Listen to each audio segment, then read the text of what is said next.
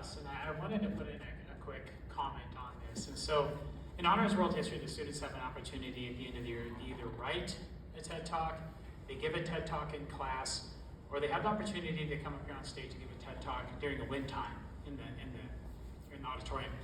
And Claire, and there are several students here tonight that actually did this a year ago. So we got Peter Basso here, Patrick Johnson, I saw is back here to help mentor a lot of the students that were doing this. And Claire also was up here on stage. And I just wanted to, sometimes kids don't, like all of us, when somebody says something nice about you, you don't always get to hear it, right? Or like you don't always know the impact that you have. And for those 3 students that I just mentioned, and maybe there's some others out here that I can't see, but one impact that you guys did make is normally we only carry 2 Honors World History courses. This year it blew up to 3, because we had 20 to 30 more kids that wanted in. And they wanted in because they saw what you did. And they said, I want to do that too. Like, if that's not the point of like setting a legacy and putting an education to use, I mean, you learn all this stuff, but what do you do with it? And so, Claire, before you get up here today, I just wanted you to, and those other students that are out here too, so Patrick, this is your legacy tool. So thank you so much for getting this started. So our next speaker is Claire Huss.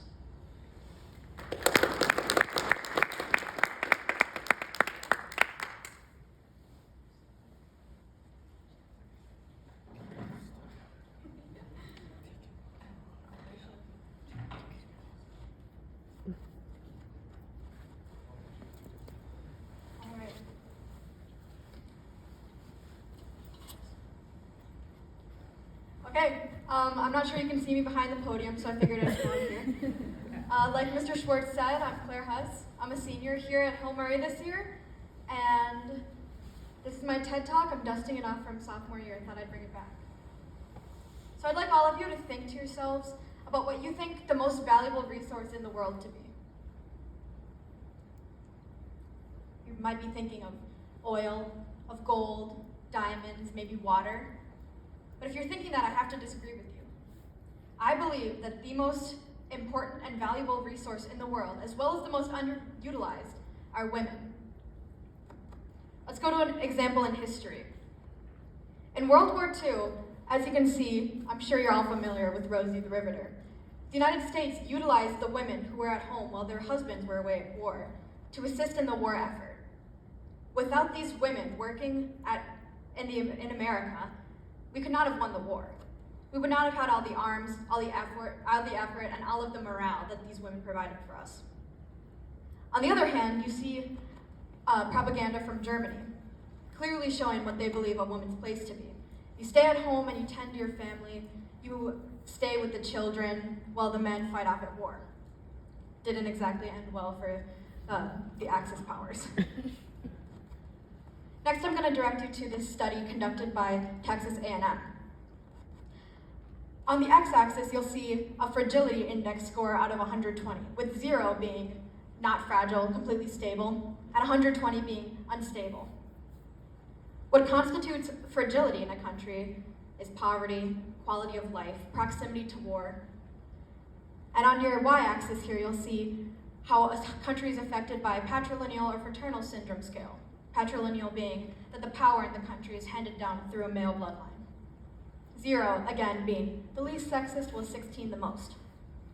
There's a direct correlation here between fragility and how sexist a country is. On the bottom, you'll see a perfect score of 0 is Sweden, accompanied by the United States and South Korea a little bit further up.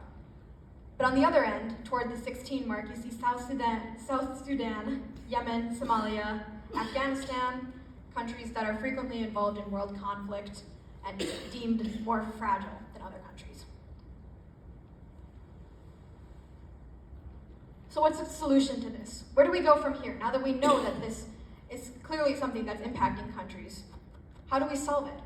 How do we utilize women? I propose that we get them into schools. This might seem straightforward to an American mind. Obviously, you're going to send a girl to school.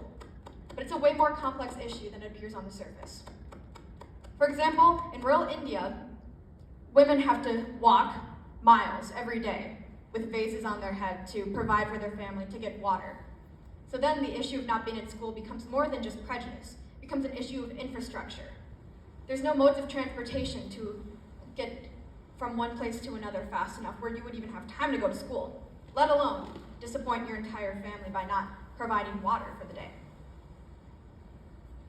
Another factor prohibiting women from attending school are social attitudes.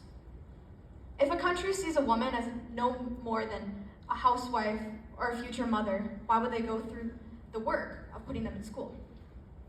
And finally, it is not safe for some countries for women to attend schools. The woman down here is Malala Yousafzai, a Nobel Peace Prize winner. She's famous for her rebellion against the Taliban in Pakistan. She rode the bus to school every day when she knew that there was immense social pressure for her to stay home.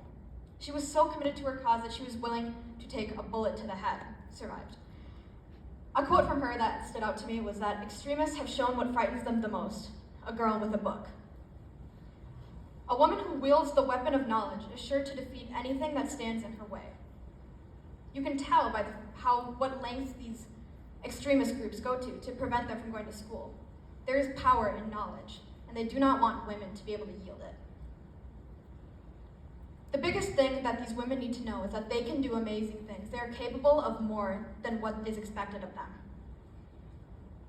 There's nothing wrong with housemaking or being a mother, but there's more in life to that too, and you have to be aware of an option.